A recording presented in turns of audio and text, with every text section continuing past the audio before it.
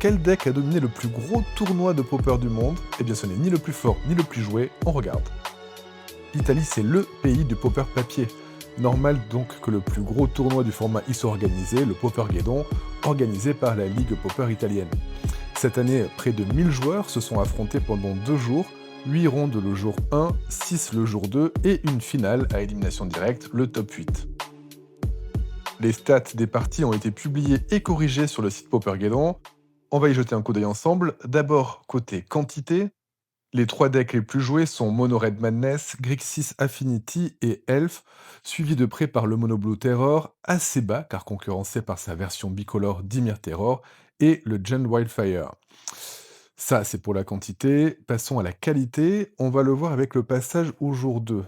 Au global, seulement 13,4% de survivants, soit un peu plus de 130 joueurs, 133, et une nouvelle répartition pour ce jour 2.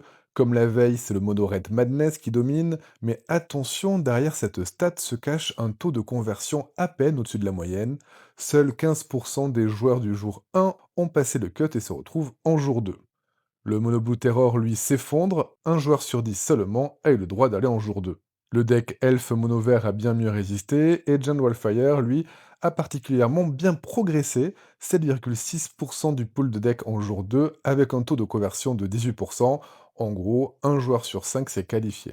Si John Wildfire a été efficace, c'est grâce à son ramp de début de partie, avec Cleansing Wildfire, qui se sert de terrain indestructible pour se constituer un gros pool de mana et de piocher afin de poser rapidement du gros comme Racing Chrysalis. L'autre taux de conversion à retenir, c'est celui du Grulstorm, un taux record de 40% de conversion entre le jour 1 et le jour 2.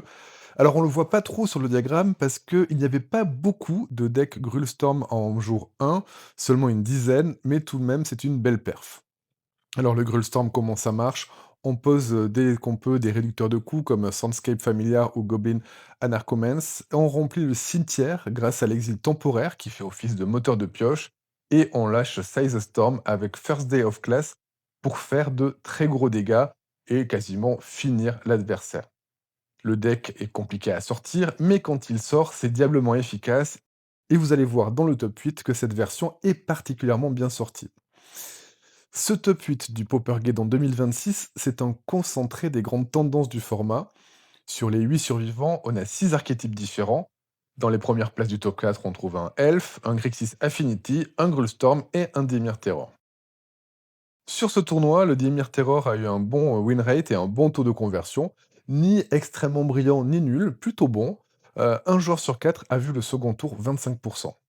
Et on le voit, il se classe d'ailleurs en quatrième position du top avec le deck de Pucci. C'est un Dimir Terror classique qui remplit le cimetière le plus vite possible pour lancer les classiques Tolarian Terror, mais surtout le Gurmag Engler pour seulement un mana si possible, tout en contrôlant la partie avec des contre-sorts et de la gestion de créa. Ajoutez à cela l'alliance Maline Sneaky Snaker et Abandon Attachment qui rend Sneaky Snakers particulièrement sneaky et vous avez un deck particulièrement solide. L'autre deck du top 8 qui n'était pas trop présent, mais qui a été très efficace, c'est le cauchemardesque Azorius Familier à la 5e place du top 8. Un deck combo contrôle qui tourne autour de Sunscape Familiar. Sunscape Familiar permet de réduire le coût des sorts bleus. Et du combo Archaeomancer qui permet de récupérer des sorts, ainsi que Ghostly Flicker, qui ensemble créent une boucle afin, pourquoi pas, de générer une infinité d'oiseaux avec Murmuring Mystic, ou des points de vie à gogo avec Godpharaoh's Faithful, afin de pousser l'adversaire à concéder. C'est un deck difficile à prendre en main, assez compliqué à sortir, mais qui est très très efficace quand il est joué avec talent. Et mention pour la dernière place du top 8, qui est celle du français James Truffa, qui, avec son deck Garden Food Pestilence, a réussi à se hisser dans les 8 meilleurs joueurs du tournoi. Alors le deck Garden, c'est un deck de contrôle mid-range extrêmement résilient, qui repose sur une synergie entre le gain de vie, le sacrifice d'artefacts ou de permanents, et un verrouillage total du plateau de jeu. Carte maîtresse, le Nutrient Block apparu avec Edge of Eternity, et surtout, évidemment, Cauldron Familiar et Pestilence, qui permettent de vider le board de l'adversaire et de drainer ses points de vie tout en protégeant les siens.